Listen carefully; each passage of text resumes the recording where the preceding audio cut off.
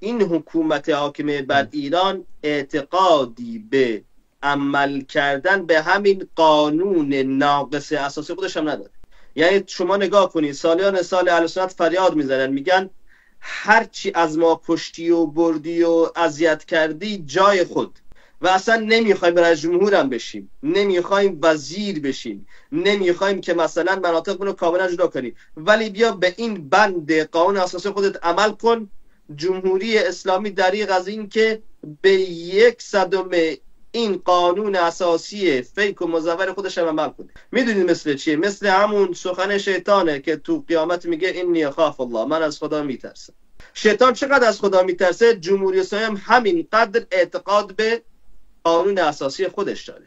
این از ضعف اهل سنت و کشورهای اهل سنته که انقدر اهل سنت ایران به حاشیه رانده شدن، انقدر تو مجامع بین المللی تو بیرون از کشور ازشون سخن گفته نشد، و یا ترسوهای داخلی که ترسیده اند و میترسن اگه یک حرفی بزنن اون حقوق چند میلیونی ضعیفشون که جمهوری اسلامی با 1000 منت بهشون میده ازشون بریده بشه، و یا خدا نکنه اگه 2 روز زندانی بشن دیگه زمین و زمان رو به هم میکوبن، اومدن و میگن اقتصاد هیچ مشکلی نداره.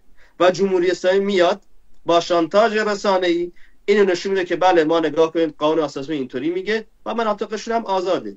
خب کو اگه مناطق ما آزاده، الان ما مصطفی برزن فقط اومده طبق عقیده اهل سنت حرف زده. ولی خب عادت جمهوری اسلامی همینطوره که یک چیزی رو میاد تو رسانه و تو قانونش اعلام میکنه، همونطوری که میاد میگه تو قانون اساسی گفتن آزادی بیان مشروط به این که ضد امنیت ملی نباشه، ولی هر کس هر حرفی میزنه، چه از اهل سنت یا غیر اهل سنت، میگن این حرف تو شامل آزادی بیان نمیشه. کجا آزادی بیانه؟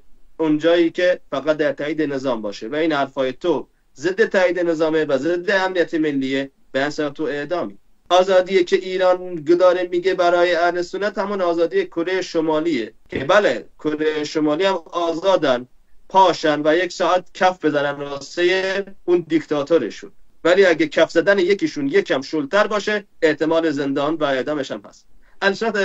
اهل تشیع ایران، حاکمه ایران هم همین کار میکنه با اهل سنت.